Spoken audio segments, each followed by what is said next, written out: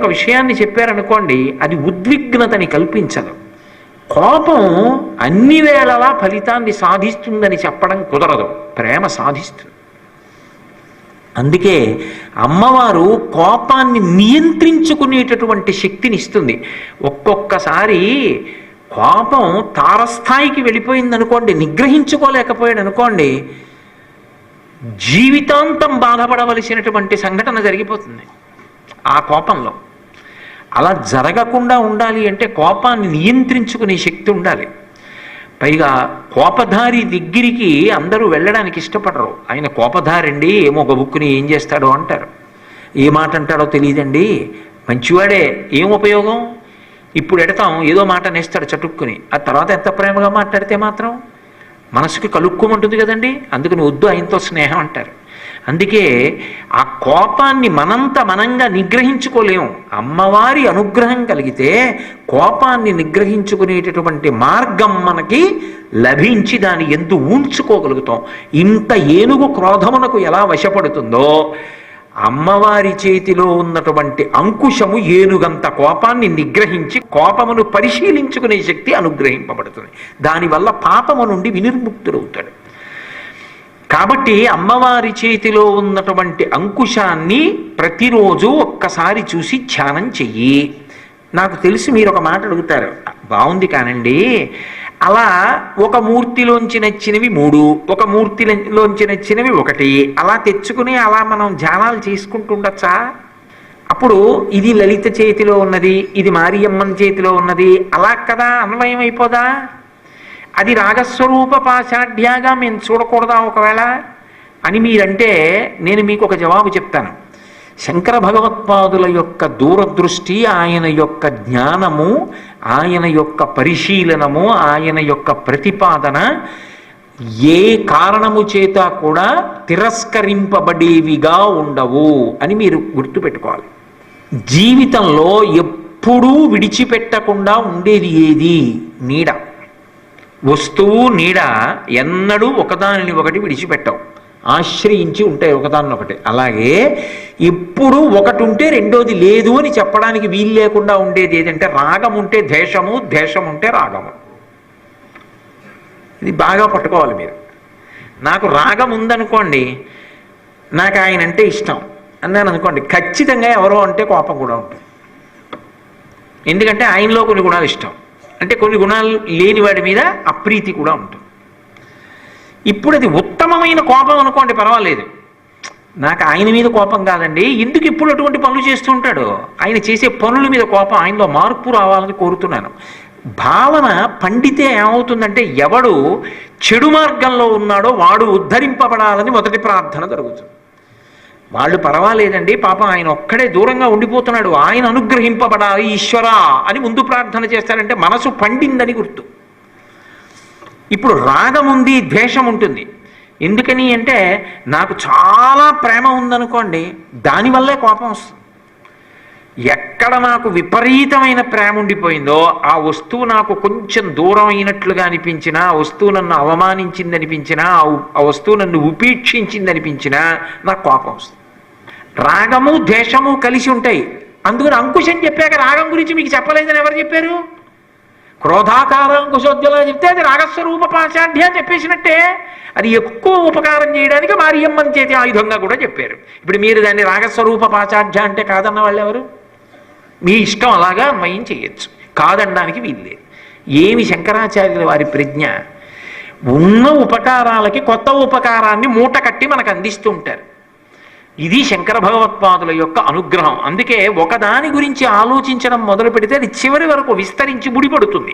అలా ముడిపడితేనే మాల. రత్నంతో రత్నం, రత్నంతో రత్నం ముడిపడాలి. ముడిపడితే మాల, కానీ దేనికి విడివిడిగా ఉంటే రత్నాలంటాం. అలా ముడి వేయడానికి మొదటిదాన్ని మార్చి కలుపుతారు, అప్పుడు మాల అంటారు. రత్నం తీసుకొచ్చి రత్నంగానే అలా పెట్టి రత్నం పక్కన రత్నం పెట్టి నేను మాల చేస్తానంటే అవుతుందా? దీన్ని బంగారంలోకి పొదిగి ఓ చిన్న తీగ తీసి మళ్ళీ ఇక్కడ బంగారం కుదురు చేసి అందులో ఇంకో మణి పెట్టాలి. మొదటిదాన్ని బంగారంలోకి ఇమడిస్తే మీరు అక్కడి నుంచి లాగిన తీగలోంచి మిగిలిన వాటిని ఆలోచించి వెనక్కి వచ్చే రత్నాల మాల అవుతుంది.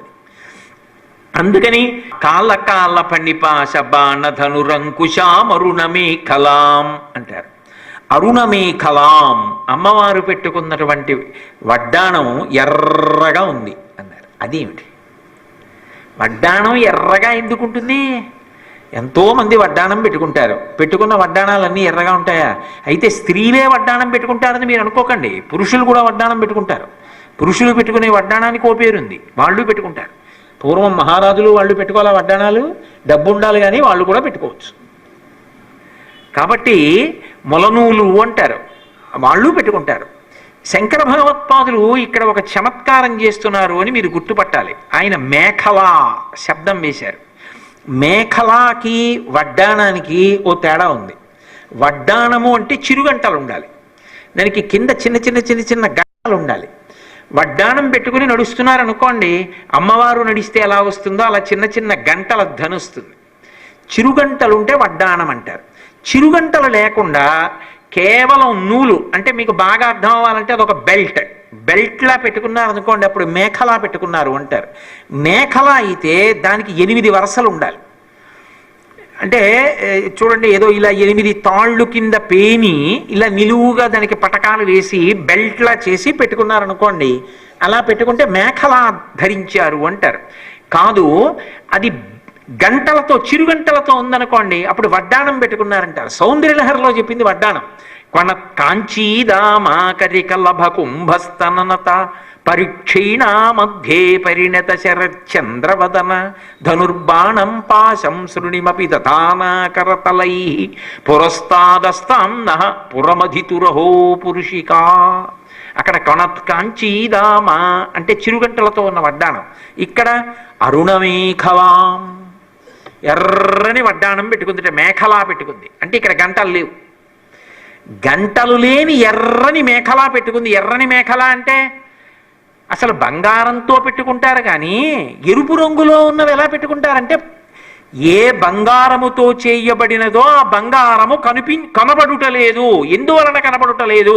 అందులో పదకబడినవి పద్మరాగమణులు. పద్మరాగమణులు ఎర్రగా ఉంటాయి. ఎర్రని కాంతి చేత పచ్చని బంగారము కప్పబడిపోయింది. కప్పబడిపోతే ఇప్పుడు అమ్మవారి చుట్టూ నడుం చుట్టూ ఏముంది? ఎర్రటి కాంతితో ఒక మేఖలా పెట్టుకున్నట్టు కనపడుతోంది. ఎర్రటి కాంతి వలయం ఒకటి చుట్టూ ఉన్నట్టు కనపడుతోంది నడుం చుట్టూ. ఇది అరుణమేఖలాం. అలా ధ్యానం చేయండి. ఎందుకు శంకర భగవత్పాదులు అలా ప్రతిపాదన చేసినట్లు అంటే, ఒకటి చిరుగంటలు పెట్టుకుంది అని ఎప్పుడు చెప్పగలం? చూసి చెప్పచ్చు. ధ్యానంలో ఉండగా ఆవిడ కదిలి వెడుతుంటే ఆ చిరుగంటల సవ్వడి వినపడి చెప్పచ్చు. మనసి భావయామి అన్నప్పుడు ఆమె యొక్క నడుం చుట్టూ కదా ఉంటుంది. మేఖలా పెట్టుకున్నా వడ్డాణం పెట్టుకున్నా ఎక్కడ పెట్టుకుంటారు? నడుంకి చుట్టూ పెట్టుకుంటారు. అది ప్రధానంగా దేన్ని కప్పుతుంది? బొడ్డు భాగం మీదకు వస్తుంది. బొడ్డుకి ఒక ప్రత్యేక లక్షణం ఉంది. అది బిడ్డలకి తల్లికి అనుబంధాన్ని చెప్పేటటువంటి ప్రదేశం. నాభీ సంబంధం మాతృత్వాన్ని నిరూపణం చేస్తుంది. అందుకే బయటికి వచ్చిన తర్వాత బొడ్డు కోసేస్తారు. బొడ్డు కోసేసిన హృదయ బంధం నిలబడిపోతుంది. ఈ భూమినంతటినీ కూడా మీరు ఒక అమ్మవారిగా భావన చేశారనుకోండి. బకించంద్ర చటర్జీ చేశాడు. వందే మాతరం వందే మాతరం సుజలాం సుఫలాం మలయజ శీతలాం సస్య శ్యామలాం మాతరం వందే మాతరం.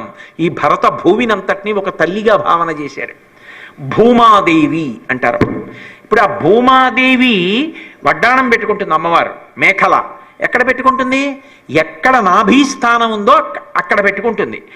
భారతదేశాన్నంతటినీ కూడా ఒక మాతగా భావన చేస్తే నాభీ ప్రదేశం ఎక్కడికి వస్తుంది అంటే కాంచీపురంలో ఉంది. కాంచీపురం దగ్గరికి వస్తుంది. అందుకే వారాహి ఉన్న దగ్గర ఓ స్తంభం ఉంటుంది. ఆ స్తంభానికి ఇలా నాభి ఆకారంలో చిన్న కన్న ఉంటుంది.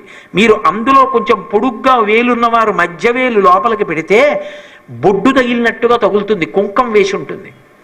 అదే నాభీస్థానం కాంచీపురంలో. అందుకే పక్కనే కామాక్షి అటు అరూపలక్ష్మి ఉంటారు. ఆ నాభీస్థానం భూమాదేవికి అక్కడుంది. అంటే నాభీస్థానం భూమాదేవికి అక్కడుంది అంటే అది మాతృస్థానము అని గుర్తు. అమ్మా అని నమస్కారం.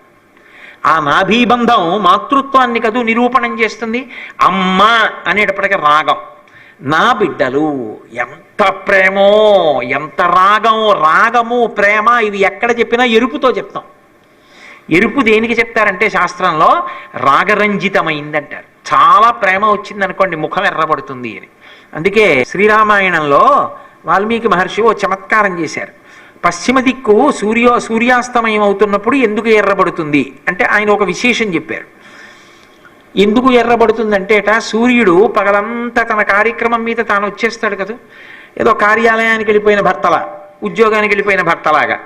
ఇంకా సాయంకాలం అయితే ఏమిటి ఇల్లాలికి సంతోషం, అమ్మయ్య ఆయన వచ్చేస్తారు, ఇంకా సాయంకాలం అయిపోయింది, ఇంకా ఆయన ఆఫీసులో పని పూర్తి చేసుకుని వచ్చేస్తారు కాసేపట్లో. ఆయన వచ్చేస్తే ఏమిటవుతుంది అంటే భార్యకి గొప్ప సంతోషం. భర్త దర్శనం, భర్తతో మాట్లాడడం కన్నా కులకాంతక ఆనందం ఏముంటుంది. అందుకని ఆయన వచ్చేస్తారు, ఆయన వచ్చేస్తారు, ఆయన వచ్చేస్తారు, సంతోషపడిపోతుంటుంది.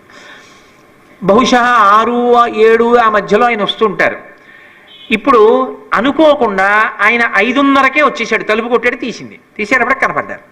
రోజు చూసే భర్తే అయినా ఆయన్ని చూసేటప్పటికీ ఆమె ముఖంలో సంతోషముతో కూడిన ప్రేమ అభివ్యక్తమై ముఖము ఎర్రబడింది. సూర్యుడు వచ్చేటప్పటికిట పశ్చిమ దిక్కు అనబడేటటువంటి కాంత ముఖం ఎర్రబడిందాయా, అందుకని ఆకాశం ఎర్రగా కనబడుతోంది అన్నారు. అలా అమ్మకి బిడ్డల్ని చూస్తే ప్రేమ. ఓ వీళ్ళందరూ నా బిడ్డలు, ఆ బ్రహ్మకీట జనని. ఆమె ఎవరో కొంతమందికి కాదు, మనుష్యుల దగ్గర నుంచి సమస్త పిపీలికాది పర్యంతమనకు ఆమె తల్లి. తల్లికి పిల్లల్ని చూసుకునేటప్పటికీ ముఖము రాగరంజితమైపోతుంది. వాడు మనకు అందంగా ఉండకపోవచ్చు, కానీ తల్లికి వాడిని పట్టేసుకుని గుండెలకి హత్తేసుకుని ఇలా ఊగిపోతూ మీరు చూడండి. అసలు ఎక్కువ మాట్లాడని ఆడవాళ్ళు కూడా పిల్లాన్ని ఇలా గట్టిగా పట్టేసుకుని వాడిని ముద్దులు ఎట్టేసుకుంటూ ఇలా ఇలా ఊగిపోతూ నా కన్నవాడు, నా బుజ్జివాడు, నా చిన్నవాడు, నా అందాల కొండ, నా గారాల పండు ఎన్ని చెప్పేస్తారో ఏమిటో. కవిత్వం అంచానుప్రాస, వృత్తానుప్రాస ఎన్ని ఉంటాయో అందులో. ఎక్కడిది కవిత్వం అంటే ఆ బిడ్డ పట్ల ఉన్నటువంటి రాగము, ప్రేమ నుంచి అన్ని మాటలు వచ్చేస్తాయి. అంత సంతోషం. లౌకికంగా ఓ తల్లికి అసలు మాటలు కూడా రాని పిల్లవాడిని ఎత్తుకునేటప్పటికి అన్ని మాటలు మాట్లాడుతుందే. మీరు ఎప్పుడైనా గమనించండి, తల్లి ఎందున్నటువంటి భావన. పెరిగి పెద్దవాడైన పిల్లవాడితో తల్లి అంత ఎక్కువ మాట్లాడదు. రే హోంవర్క్ చేసుకో, చదువుకో, కాళ్ళు చేతులు కడుక్కో, బల్ల మీద పలహారం పెట్టని చెయ్యి, ఏవో కొద్ది మాటలు మాట్లాడుతుంది. చంటి పిల్లాన్ని తీసుకుని అమ్మ ఎత్తుకుని అటు ఇటు తిరుగుతోంది అనుకోండి, మీరు అప్పుడు చూడండి వాడికి ఏమి ఒక్క మాట అర్థం కాదు. వాడు చాలా చిన్నవాడు, ఇంకా మెడ నిలబెట్టడం వచ్చింది. అప్పుడే మీరు ఎప్పుడైనా వినండి, అలా మాట్లాడుతూనే ఉంటుంది అమ్మ. నా పండుగడు కదూ, బుగ్గలు, అందమైన నాన్న, కాకి చూసావా ఎలా ఎగిరిందో, బల్లి అమ్మో ఎలా చూస్తోందో, ఏమిటో. ఎందుకు అవన్నీ? వాడికి బల్లి తెలీదు, కాకి తెలీదు, గోడ తెలీదు, ఏమీ తెలియదు. ఏమిటి మాట్లాడింపచేస్తోంది? ఆవిడేం పిచ్చిది కాదు. వాడిని ఎత్తుకునేటప్పటికీ ఆ స్పర్శలో నా బిడ్డ, ఆ ప్రేమ, ఆ ప్రేమకి ఎక్కువ మాటలు మాట్లాడని తల్లి కూడా అన్ని మాట్లాడేస్తుంది. అమ్మ అనే మాటకే అంత ప్రేమ ఉందండి. అది రాశీభూతమైన ప్రేమ అమ్మ అంటే. మామూలుగా కన్న తల్లికే అంత ప్రేమ ఉంటే ఇంకా ఇంత జగత్తుని కన్నా అమ్మ తల్లి ప్రేమ ఎలా ఉంటుంది? అది చెప్పాలంటే మేఖల ఎర్రగా ఉందని చెప్పాలి. ఆ ప్రేమ చూపించడానికి, ఆవిడ మాతృత్వాన్ని చెప్పడానికి. అందుకే అరుణమేఖలాం, అందులో రత్నం ఉండాలి. పద్మరాగముడులు లేకుండా ఎరుపు ఎలా వస్తుంది? కాబట్టి రత్నం ఉందా లేదా? అల్లారా లేదా? నవరత్నమాలిక ఒక రత్నాన్ని రత్నం పక్కన పెట్టి అల్లుతున్నారా లేదా? కాబట్టి ఇప్పుడు మీరు ఆ శ్లోకాన్ని చూస్తే హారనూపుర కిరీట కుండల విభూషితామయవశోభినీం కారణేశవరమౌళి కోటి పరికల్ప్యమాన పదపీఠికాం కాల కాల ఫణిపాశ బాణ ధనురంకుశామరుణమే కలాం ఫాలభూతిల కలోచనాం మనసి భావయామి పరదేవతాం. ఆ శైలి కూడా ఎలా ఉంటుందంటే, మీరు మనసులో ధ్యానం చేస్తూ పాడుకుంటుంటే మీకు తెలియకుండా మీకే గొప్ప సంతోషం కలిగేలా రచన చేశారు. అసలు ఆ పద గుంభనం అలా పడింది ఆ శ్లోకాలకి. అది శంకర భగవత్పాదులకి చెల్లింది మహాపురుషులైన పాలభూతిలకలోచనాం అంటారు. అమ్మవారి యొక్క పరమమంగళప్రదమైనటువంటి నుదురు, ఆ నుదురు మీద ఉన్నటువంటి ఆ బొట్టు, ఇవన్నీ వ్యాసుల వారు ఇచ్చినటువంటి నామాలు. మళ్ళీ ఈ మేఖల కానీ, లేకపోతే అమ్మవారి చేతుల్లో ఉన్నటువంటి ఆయుధాలు కానీ, ఇవన్నీ నేను మీకు లలితా సహస్రంలో ఉన్నవి చెప్పే కదా. కిరీటం, కురువిందమణి శ్రేణి కనత్కోటి ఇరమండిత, అన్నీ మళ్ళీ మీరు ఒక్కసారి వాటికి ఆధారాలు కావాలంటే లలితా సహస్రంలో ఉన్న నామాల్లోకి, సౌందర్యలహరిలోకి వెడుతుంటే అన్వయం అవుతుంటాయి. ఆయన దృష్టికోణం ఏమిటో మీకు తెలుస్తూ ఉంటుంది. పాలభూతిలకలోచనాం, ఆ తల్లి యొక్క లలాట మధ్య భాగమునందు ఎర్రని కుంకం బొట్టు చక్కటి కస్తూరి తిలకంతో పెట్టుకుంటుంది. కస్తూరీ తిలకాంచితేందు విలసత్ప్రోద్భాసి పాలస్థలీం కర్పూర ద్రవమిశ్ర చూర్ణ కపురామోదోల్లసద్వీటికాం లోలాపంగతరంగతైరితి కృపాసారైర్నతానందినీం శ్రీశైలస్థలవాసినీం భగవతీం శ్రీమాతరం భావయే అని. ఆవిడ కస్తూరి తిలకం పెట్టుకుంటుంది. ఆవిడైనా అంతే, విష్ణు స్వరూపంగా అయినా అంతే. ఇద్దరు ఒకటే కదా. పుంస్వరూపంలో ఉంటే విష్ణువు, స్త్రీ స్వరూపంలో ఉంటే అమ్మవారు. అందుకే ఆయన కస్తూరి తిలకం లలాట పలకే వక్షస్థలే కౌస్తుభం. అమ్మవారు అసౌనాసా వంశస్తు హినగిరి వంశధ్వజపటి. ఆమె ఊపిరి విడిచిపెట్టినప్పుడు ముత్యం బయటికి వస్తూ ఉంటుంది, తీసినప్పుడు లోపలికి వెడుతుంటుంది. కృష్ణుడు నాసాగ్రే నవమౌక్తికం, ముక్కు చివర ముత్యం పెట్టుకుంటాడు. పుంస్వరూపంలో ఉంటే విష్ణువు, స్త్రీ స్వరూపంలో ఉంటే అమ్మవారు అంతే. అందుకే ఇద్దరూ అలంకార ప్రియులు. ఇద్దరు చిట్ట చివరికి ఎవరిలోకి ప్రవేశిస్తారు? ఆ రూపం పరమశివుడిలోకి వెళ్ళిపోతుంది. అందుకే శివుడికి అవతారం ఉండదు, అమ్మవారికి అవతారాలు కాబట్టి విష్ణువుకి అవతారాలు. అంతవరకు ఎందుకండి? ఒక్క మాట చెప్తాను, మీకు అర్థమైపోతుంది. బిడ్డలను ఎవరికి అంటారు? స్త్రీ ప్రసవిస్తుంది. నాభికమలంలోంచి బ్రహ్మగారి సృష్టి నుంచి సృష్టి ఎక్కడి నుంచి రావాలి? శ్రీ మహావిష్ణువు నుంచి రావాలి. ఆ విష్ణువే నారాయణి. అందుకే ఆఖరికి ఆ రెండూ కలిపి ఒకటైపోయి శివుడిలోకి వెళ్ళిపోతాయి. లేకపోతే ఇన్నుంటే ఘర్షణ కదండి. చివరికి ఒక్క పదార్థంలోంచి రావాలి, ఒక పదార్థంలోకి వెళ్ళిపోవాలి, ఒకటే నిలబడిపోవాలి. మేకలు వేయింజన్నను భాసురముగా నొక్క కోతి పర్వం బిక్కున్, ఆ కోతులు వేయింజన్నను కోకోయని కొంకి నక్క కోయని కూషన్నని జానపదులు చెప్పుకుంటూ ఉంటారు. కాబట్టి ఆ తల్లి ఎర్రటి కస్తూరి తిలకం పెట్టుకుంది. అయితే శంకరాచార్యుల వారు అందరిలా చెప్తే ఇంకే, ఆయన అలా చెప్పరు. ఆయన ఒక చమత్కారం చేశారు. అమ్మవారికి మూడో కన్ను ఉంది. ఆ మూడో కన్ను ఎర్రగా కుంకం బొట్టులా ఉంది. ఇక కొత్తగా అమ్మవారు బొట్టు పెట్టుకుందా, మూడో కన్నే బొట్టు, ఇంకా బొట్టులో బొట్టు కనపడక్కర్లేదు, అదే బొట్టులో ఉందన్నారు. అనగాని ఓ అనుమానం వస్తుంది. బేసికన్ను అని లోకంలో ఓ మాట ఉంది. ఎవరైనా రెండు కళ్ళతోటే ఉంటారు. మూడో కన్ను ఉందనుకోండి ఎవరికైనా, మీకు వెంటనే జుగుప్స్ వస్తుందా రాదా? అదేంటండి బాబో, ఇక్కడ ఒక కన్ను, దాని మీద రెప్పిలా వేసుకుంటోందని. 6 వేళ్ళు ఉంటే పర్వాలేదు ఒక చేతికి. నుదుటి మీద 3 కన్నులు కానీ ఉన్నాయనుకోండి, మీరు అసలు ఇలా చూడలేరు. మీకు ఇలా చూడగానే ఏదోలా ఉంటుంది. అలా మూడో కన్ను నుండి రెప్ప తెరిచి ఆ కనుగుడ్డు కూడా కదులుతూ దాని మీద మళ్ళీ రెప్ప పడితే, నేను మీకు నిజం చెప్తున్నాను, మీరు ఆ అటువంటి రూపాన్ని చూడగానే మీకు జుగుప్స కలుగుతుంది. బో ఎలా ఉన్నారో అంటారు. మీరు ఒక్కసారి ఊహించండి, అలా మీరు ఊహ చేయలేరు. అందుకే అసలు పరమశివుని యొక్క లలాట నేత్రముతో దర్శనం ఇవ్వడు. అప్రాకృత శరీరం తం అదిమన్మథ రూపిణం ఘృతరీతి ఘనీభూతం సచ్చిదానంద విగ్రహం అని వ్యాసుడు లింగపురాణం. ఆయన మూడవ కన్ను ఎవరికి కనపడుతుంది అంటే ధర్మ విరోధులకు మాత్రమే కనపడుతుంది. ఆయన మూడవ కంటి స్థానంలో బొట్టు కనపడుతుంది భాగవతులందరికీ. పరమభక్తులైన వాళ్ళందరికీ బొట్టు కనపడుతుంది. ఆ బొట్టు లోపల మూడవ కన్ను ఉంటుంది. ఆ మూడవ కన్ను తెరిచాడా, ఆయన ఆగ్రహానికి గురి కావలసినటువంటి పరమ అధర్మాత్ముడు ఎవడుంటాడో వాడికి చూపిస్తాడు. మిగిలిన వారికి బొట్టు రూపంలో ఉంటుంది తప్ప అసలు బేసికన్నుగా మూడవ కన్నుగా దర్శనమివ్వడు. అందుకే అంత అతిమన్మథరూపిణం, అంత అందగాడిగా ఉంటాడు అమ్మవారు. ఇవి ఇద్దరికీ కలిపిన ఆస్తి. ఏవి? బాలచంద్ర రేఖ, కిరీటం, మూడో కన్ను ఇవన్నీ. ఎందుకంటే వేదంలో ఈ మూడో కన్ను గురించి ప్రస్తావన ఉంది, మిగిలినవి పౌరాణిక నామాలు. మూడవ కన్నుకి సంబంధించి ఏది ఉన్నా అది వేద ప్రోక్తం.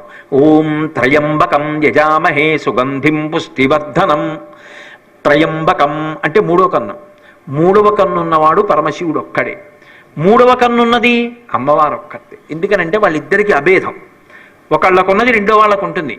అందుకే మనం చూడండి, శ్రీ సూక్తం అంతా చదివేసిన తర్వాత అమ్మవారిని కూడా త్రయంబక స్వరూపంగా, అంటే మూడవ కన్ను ఉన్న తల్లిగానే భావన చేస్తాం. ఇప్పుడు ఆ మూడవ కన్ను బొట్టులా కనపడుతోంది, ఎర్రటి కుంకం బొట్టులా కనపడుతోంది. ఎర్రటి బొట్టే చక్కగా గుండ్రంగా పెట్టుకుంటుంది అమ్మవారు. ఎందుకని? దానికి ఒక పెద్ద విశేషం. అసలు దానివల్ల ఈ లోకం బతుకుతోంది.